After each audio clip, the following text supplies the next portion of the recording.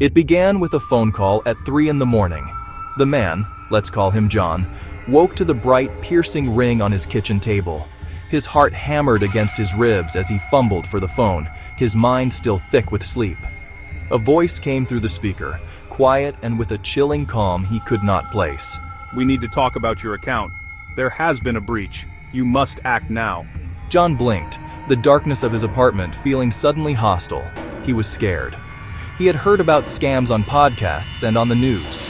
But this voice, it knew a detail of his life. It knew his bank's name. It even knew the last 4 digits of a credit card he rarely used. In that small, silent hour, the man almost signed away more than his money. He almost signed away his trust. The voice on the other end was patient, almost soothing, which made the situation feel even more surreal and terrifying. It walked him through a series of steps he needed to take to secure his compromised account. The instructions were precise, logical, and built on a foundation of escalating fear. And the only way to stop it was to move his remaining funds into a new, secure digital vault they had created for him. Every question John asked was met with a practiced, reassuring answer that played on his growing panic.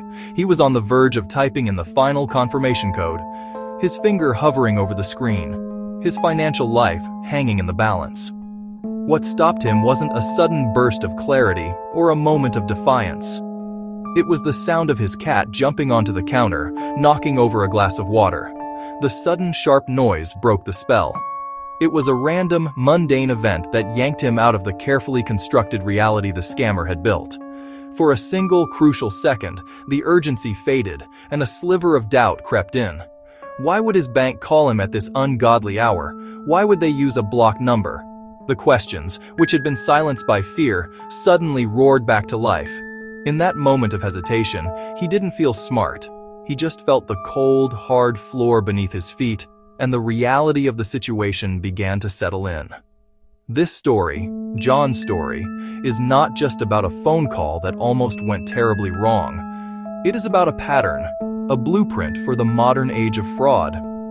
It is a stark illustration of how bad actors have sharpened their tools and refined their methods to stay one step ahead of our defenses. The scams we face today are a different breed from the ones our parents warned us about. The game has changed, and the players on the other side are using sophisticated technology and psychology to get what they want. In 2026, these crooks use a powerful combination of sound-tailored language and a long list of digital tools. They don't sound like shady characters in a dark alley. They sound utterly normal. They sound real, like a customer service agent, like a government official, like a friend in need. They find one small crack in your day, one moment of distraction or vulnerability, and they push their way through with surgical precision. The fundamental trick they employ is brutally simple yet incredibly effective. First, they manufacture a sense of extreme danger and urgency.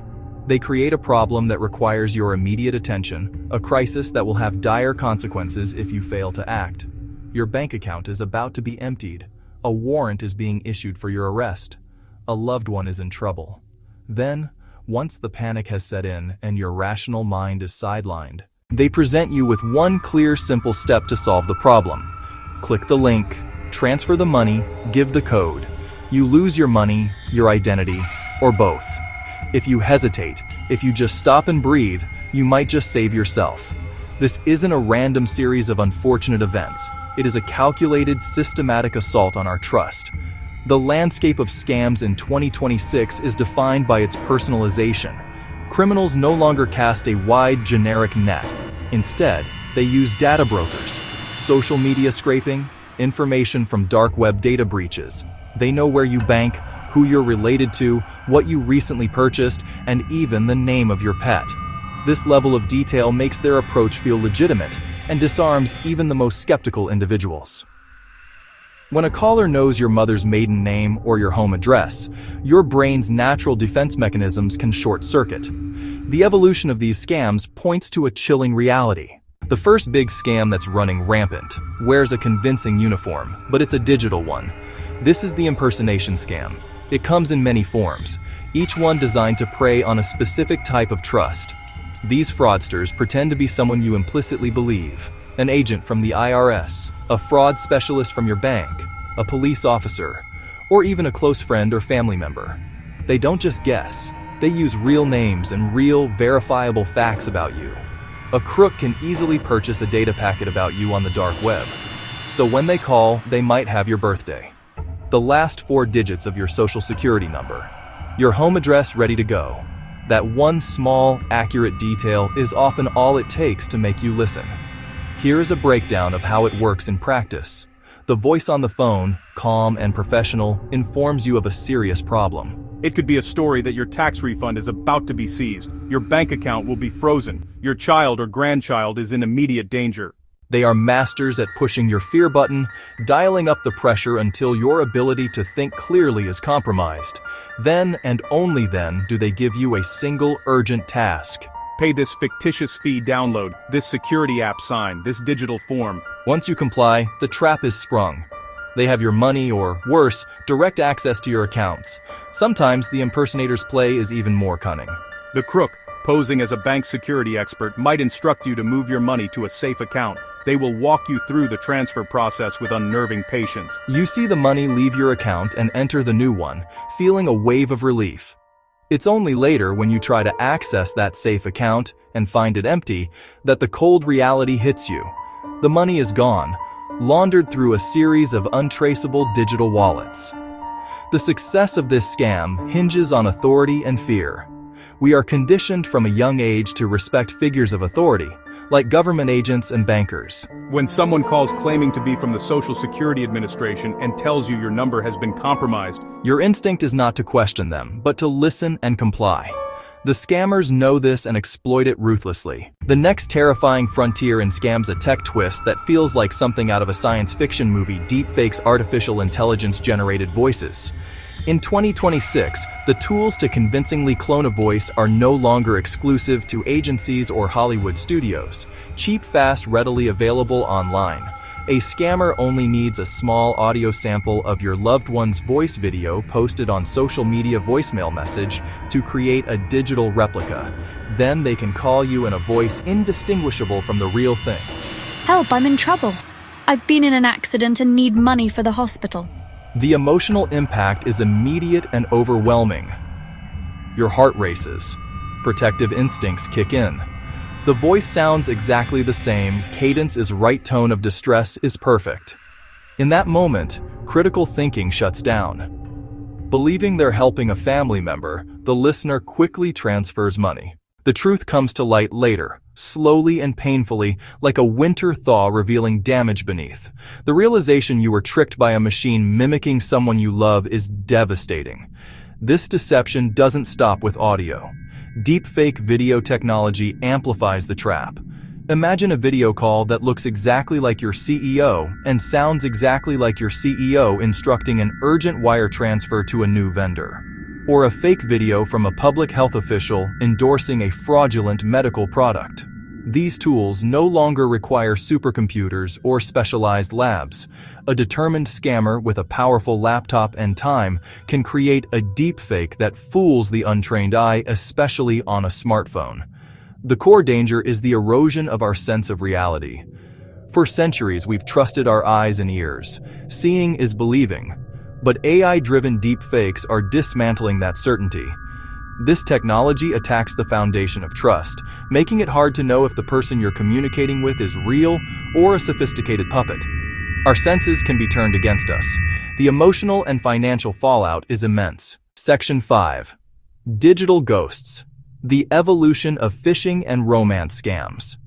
Even the old tricks have learned new, more dangerous moves. Email, for instance, is still a primary gateway for scammers, but the classic phishing attempts have grown incredibly sharp and sophisticated. Fraudsters now create emails that are nearly perfect replicas of communications from real companies, like your utility provider, your streaming service, or your bank. They use the correct logos, the right fonts, and sometimes even include fragments of your real account numbers to lull you into a false sense of security. One careless click on a link in one of these emails can lead you to a fake login page that steals your password. Or it might prompt you to fill out a form that harvests your social security number or other sensitive data. Many people fall for these advanced phishing attacks because the emails just look right. The scam's effectiveness lies in its ability to mimic the mundane. The email will often create a sense of manufactured urgency, with a subject line like "Urgent action required." Your account is suspended. Final notice. Please verify your payment information. The truth is that legitimate companies very rarely ask for sensitive information like passwords. Still, in the rush of a busy day, the email looks real, and the flicker of fear it ignites is often enough to make people act quickly without thinking, which is exactly what the scammers are counting on. Another devastatingly effective scam that has become more prevalent is the romance scam. Unlike the quick-strike nature of phishing, these are slow, insidious burns. They take time to build, preying on loneliness and the universal human desire for connection. A person, often using a stolen profile picture, reaches out on a dating app or social media platform and appears to be kind, attentive, and incredibly charming. Over weeks or even months, they weave a complex narrative, sending thoughtful messages, sharing fabricated photos of their life, and showering their target with affectionate words. They meticulously build a foundation of deep emotional trust. Then, once the victim is emotionally invested, a sudden crisis inevitably appears. I have an unexpected medical bill, they might say. My business is in trouble and I need a short-term loan. The victim, who has fallen in love not with a person but with a carefully constructed illusion, feels compelled to help. They send the money, believing they are supporting their partner through a difficult time. Soon, another crisis follows, and then another. The requests for money become more frequent and larger. This can go on for months, draining the victim's life savings, until one day the profile vanishes. The loving messages stop. The phone number is disconnected. The love and the person were never real. Section 6. The Mirage of Wealth, Investment and Charity Fraud. In a world of economic uncertainty, the promise of a fast and easy way to grow money exerts a powerful pull. Investment scams have become sharper and more convincing, targeting people's hopes for a better financial future. Scammers build elaborate and professional-looking fake websites, fabricated performance charts, glowing testimonials, fake financial reports. They leverage the power of social media, running glossy video ads on YouTube and Instagram. Some even go as far as to create deepfake videos of celebrities or well-known financial gurus appearing to endorse their fraudulent investment platform. I made a fortune here and you can too. People, drawn in by impossibly high returns, send their money. The scam is often designed to build trust incrementally. At first, the victim might see small, consistent wins in their fake online account portal. They might even be able to withdraw a small amount of their profits. These small early successes are a crucial part of the trap. They create a powerful sense of legitimacy and encourage the victim to invest even larger sums of money. They tell their friends and family about this amazing opportunity. Then, when a substantial amount of money has been deposited, the account is suddenly closed or frozen. The website disappears, the money is gone, and the dream of financial freedom turns into a nightmare. There is also a particularly dark and cynical side to modern fraud: charity scams. In the aftermath of natural disasters, humanitarian crises, or widespread social causes, people's natural instinct is to help. Scammers exploit this compassion with ruthless efficiency.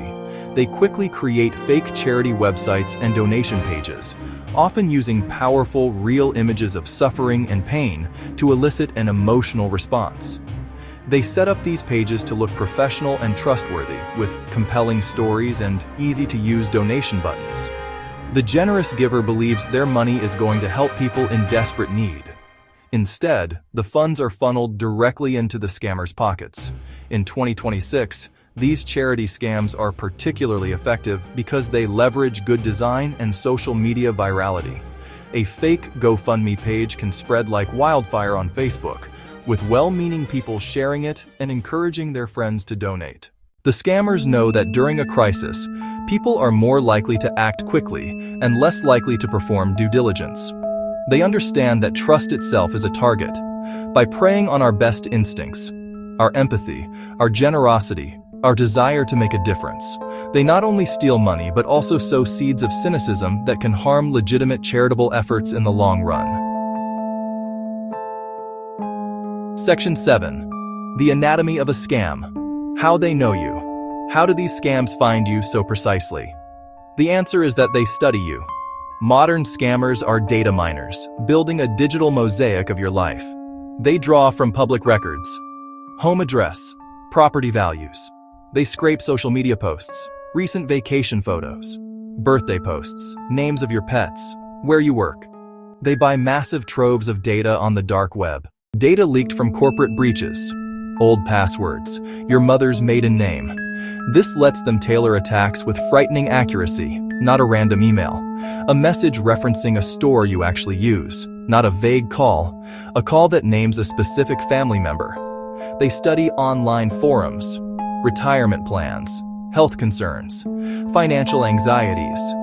From those conversations, they learn language and emotional triggers. Then they craft a script or an email designed to hit your vulnerabilities. The human cost is heavy and far-reaching. People lose their life savings, the nest egg they spent decades building. But it goes beyond money. Victims lose sleep. Their health deteriorates from constant stress. They lose the peace of mind that a phone or email shouldn't shatter. A profound sense of violation takes root. Trust becomes difficult. Banks, government agencies, new acquaintances. The world can feel hostile, full of hidden traps. The most insidious aftermath is shame. Many victims blame themselves. How could I have been so stupid? I should have known better. They fear judgment, friends, family, community. So they suffer in silence. That silence is a scammer's greatest ally. When victims don't report the crime, crooks disappear without a trace. Move on to the next target. Using the same successful tactics, the shame creates a cycle that protects the perpetrators and leaves victims isolated and alone. Section 8. The shield of vigilance. Your defense against deception. So what can you do? How can a regular person stand against this tide of deception? The steps you can take are simple, but they are incredibly powerful. First, slow down. Scams create panic to rush bad decisions. Any urgent message is suspect. Text. Any urgent message is suspect. Email. Any urgent message is suspect. Phone call. Give yourself the gift of time.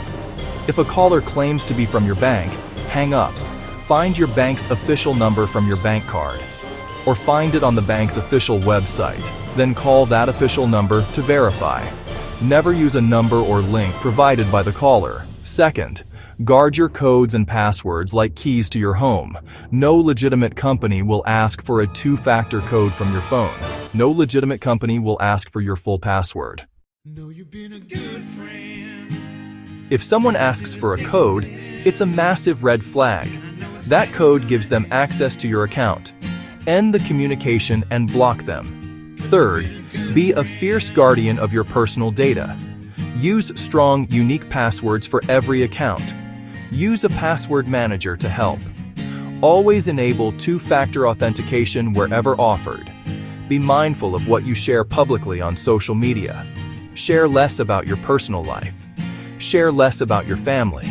Share less about your habits. Treat personal info as valuable currency. Don't give it away. Finally, check with someone. Talk to a trusted friend. Talk to a family member. Talk to a savvy neighbor.